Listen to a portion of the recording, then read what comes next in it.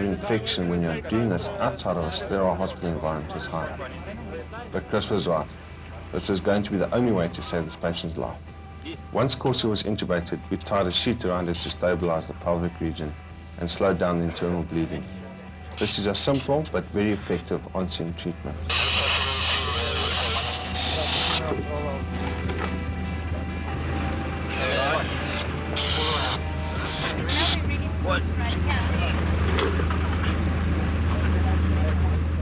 Once she was fully immobilized on a spine board, Dr. Piccolo could then start inserting the central line. This is known as a blind procedure, as you literally cannot see what you are doing.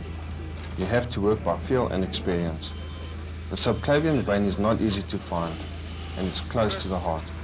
You first locate the vein with a syringe, drawing back some blood to make sure that you have the correct vein. Thin wire is then inserted into the vein to guide the tube into place. Time was running out. This had been a busy night and Johannesburg Hospital Trauma Unit was full. The only available facility was Baragwanath. Corsi would have to be taken to hospital by helicopter, the fastest way to get her there. Once the central line was secured, we covered Corsi with a space blanket to keep her warm during the flight to hospital. We had already called for Echo 1 to lift Corsi to Baragwanath Hospital. So 8 minutes now.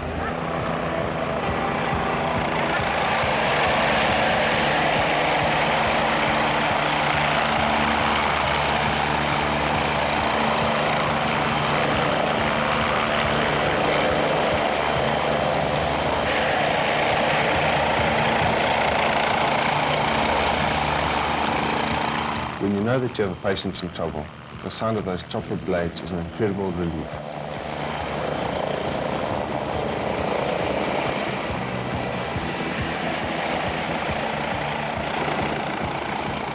This is what we call a hot unload, which means that the chopper pilot does not shut down.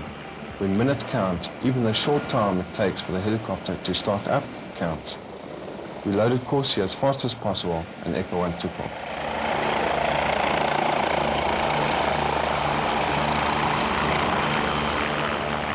As we watched the chopper lift off, I really didn't know if Corsi was going to make it. But all we could do now was clear up the scene and return to base. It was now 4:35 a.m. I didn't think Corsi's prognosis was very good to start off with because of the severe mechanism injury and the injuries that she sustained. She could very well have been thrown out of the vehicle because she wasn't wearing a seatbelt. She could have fractured her pelvis either in the motion of the vehicle rolling or turning around and hitting the sides of the car, or when she actually came to a stop, when she bounced on the road. You've got a lot of your hollow organs in your pelvic girdle. Damage that's caused to it results in blood vessels being damaged. You've got two big arteries that run through your pelvic girdle, and you could lose as much as 4 liters of fluid. We assume blood into that area, where the patient's going to deteriorate to such an extent that you won't be able to get that patient back. Seeing her today is nice because she survived the accident, she's recovering, she's looking well, and she's got a positive outlook. Can you remember anything about the evening? No, I don't remember anything. I never saw anything. I just saw myself here in the hospital. Have your parents been to visit you? Yes. And how do they feel about the accident? They were so worried. They were worried? Yes. Parents are always worried about us, eh? Yes.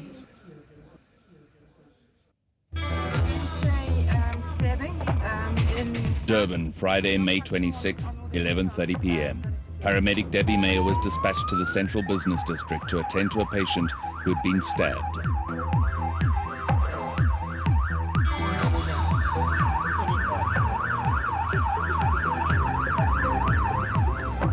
We found our patient quite easily. This time, the person who reported the incident gave our control center really good details of where the patient was and some idea of the injuries he had sustained. Lalit Shandu was lying on a bench, bleeding profusely. You know, I spotted him and I know him, I work with him every day, and we were driving past and I'm not leaving yet. So I think There was a lot of blood around. I was expecting multiple stab wounds and immediately began a primary survey. No, I have to cut your pants. I've got to see what's going on here. Okay, Oh, yes! Hold on. I'm not cutting your leg off, I'm just cutting your pants.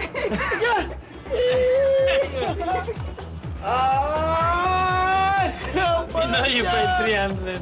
Yeah, it's on the seam, so you can get them repaired. Okay. I can't leave you, David. Wait. Just, I want you to lie like this for me, okay? Okay. Don't move. I'm going to tease you about this every day at work. Knowledge seemed to enjoy all the attention, and he really started playing to the crowd. It seemed strange to laugh when he was lying there screaming, but all the bystanders were laughing and teasing him. Relax. See motion in the area. It doesn't seem to have hit any major vessel. There's no profuse bleeding, or when I say there's no pulsating bleeding or anything like that.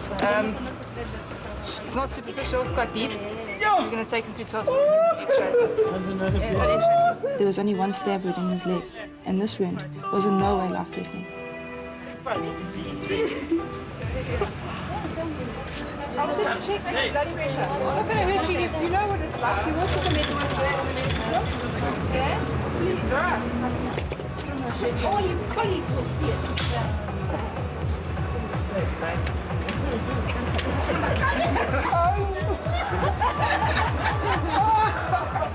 It was pretty obvious that Knowledge had been out partying. And while his reaction was a little over the top, we just couldn't help laughing. Hey, relax. Get yourself, Get up. okay. Get up. 1 second. Get up now. You can't leave a blood like that. We loaded Knowledge into the ambulance for transportation to hospital.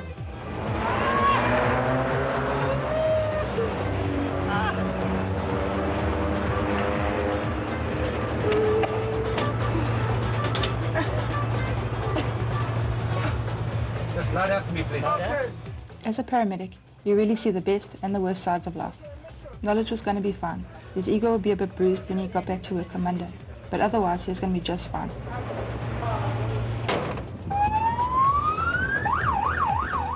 Three weeks later, and fully recovered, Knowledge Shandu gave Debbie the full story.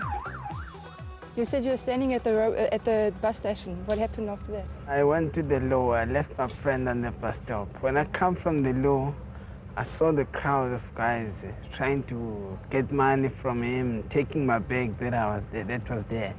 So I decided to protect him. And I wasn't aware that one of them got a knife. Yeah. So we fought them, and my friend was stabbed, and I was also stabbed. My friend ran away. You ran away? Yeah, And with he the literally just injury. left you there? He left me there. How did you feel when you ran away and you were all there by yourself? I didn't feel any. So he was trying to defend himself. Yeah. Then the only best way was to run away, and I ran away. Weren't you Different scared? direction. Weren't you scared when you were all by yourself? Hey, I wasn't scared. You can't just surrender your things. So you have to see what your opponent got. If you got anything to hurt you, like a knife or a gun, yes, you can surrender. Yeah. But if he doesn't have anything in hand, no, you can defend yourself. And afterwards, if you go in the road at night, you're not scared to walk around? I'm not scared. You're not scared? Yeah. You're very brave. Yeah.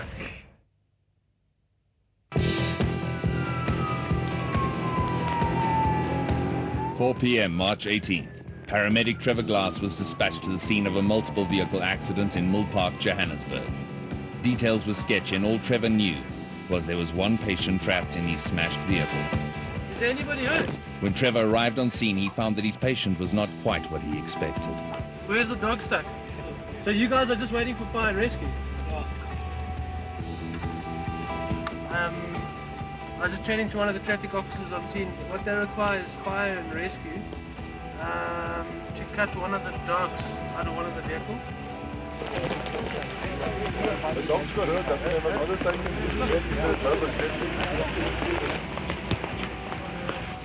The back of the vehicle in which the police dog had been travelling was smashed in, trapping the obviously terrified dog in his cage. If this had been a human patient, I would have called into the vehicle. But as this patient was a rather large Alsatian, I decided I'd better wait for fire and rescue to arrive. Can this vehicle move? We're waiting for the fire.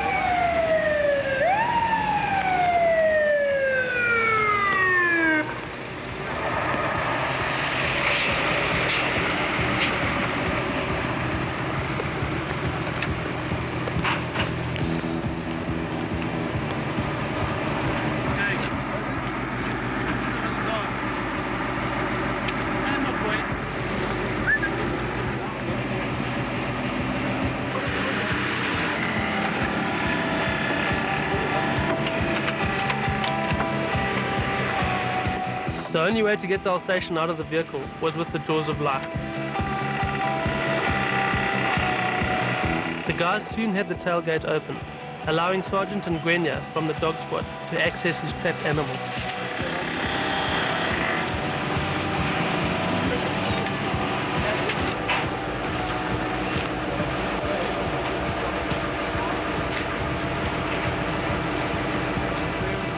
I was amazed at how calm the dog was. My guess was that he was in shock. The sergeant did a pretty good job of conducting a top-to-toe survey, but if this had been a human patient, I would have been concerned about internal injuries. The impact to the vehicle must have thrown the dog around inside his cage with considerable force.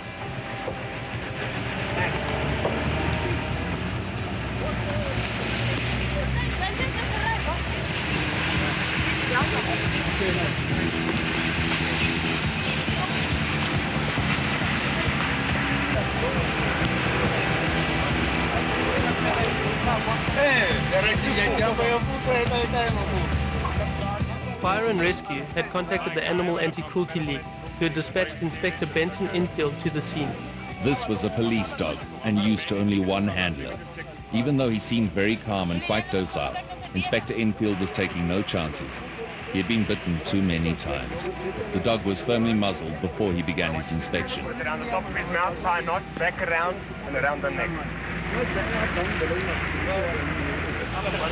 One around each side. Yeah, no. Now take it down the bottom again. No, take it loose off the top. Yeah, now around the neck. Put him on his feet, bring him out.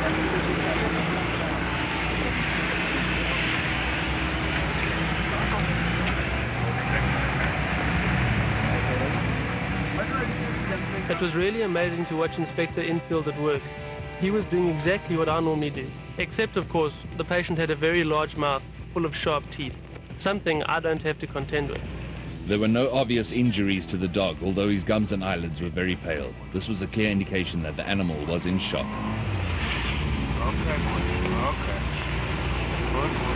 By now it was obvious that our patient, whose name I finally discovered was Tommy, had no serious injuries. Tommy was taken to the vet for a full checkup and x-rays. Apart from some bruises and shock, he was uninjured and returned to work a week later. The dog in this situation was very, very lucky due to the fact that it was kept in a confined cage in the back of the vehicle. A dog confined in such a manner involved in an accident doesn't get thrown around the vehicle or thrown out of the vehicle. It's very dangerous to keep an animal loose in a vehicle. A car full of people and loose objects in the vehicle, such as a small dog, could cause severe injuries to the back of a person's head. Being flung up, it could actually break his neck with the weight hitting him at that speed. Some people use netting to separate the animal from the front passengers to the back seat of the car. But that does not cause the animal any safety. The animal's still going to be flung around and injure itself or any occupants in the back seat. We get called out to any sort of emergencies due to the fact that we are there for the animals. We're the voice of the animals.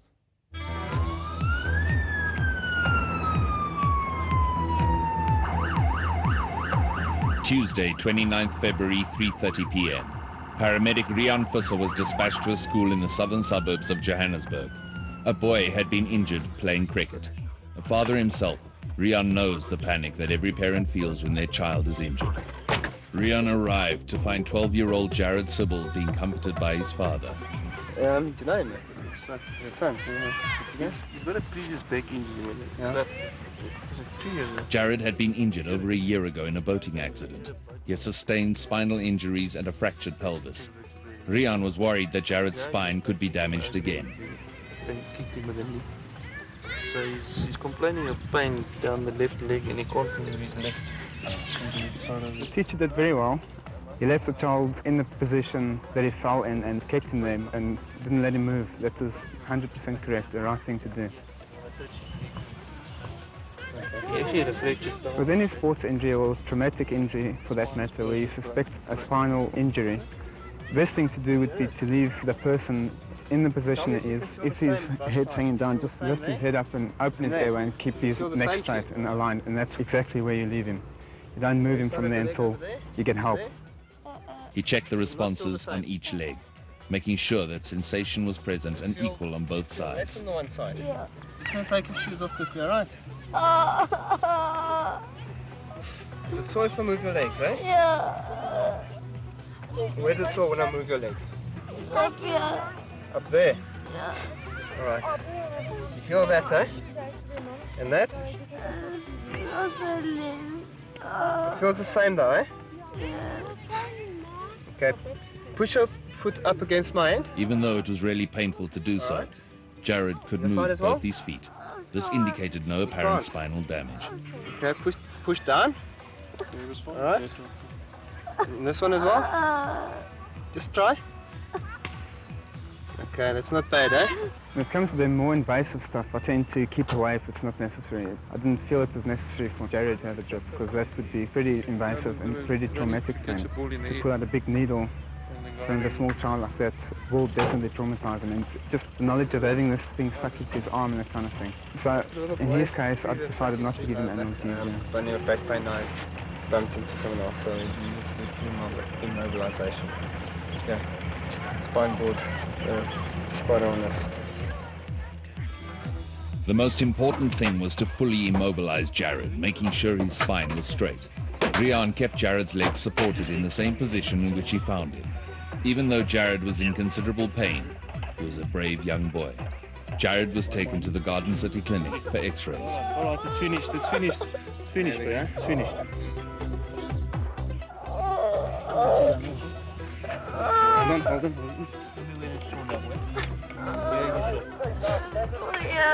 On this side. Let's just put a pillow underneath this chair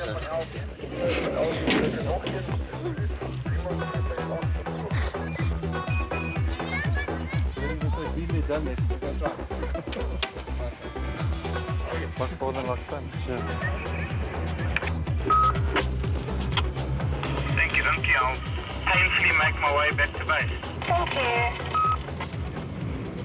It's also very traumatic for me to treat children with me having children of my own.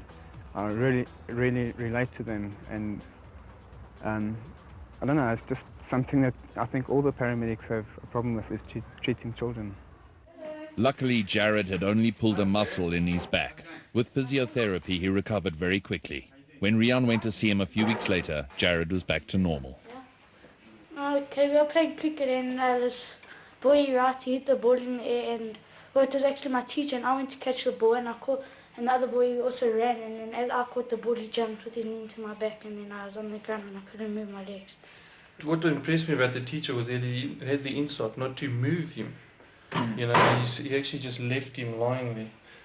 Called his mom, and obviously his mom called me because being a paramedic as well, I knew what to do. I was actually quite concerned. Yeah, definitely. That he couldn't move his leg.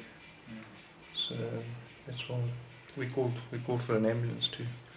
And you guys arrived. Jed, do you mind if I ask you a personal question? No, go ahead. What happened to your leg?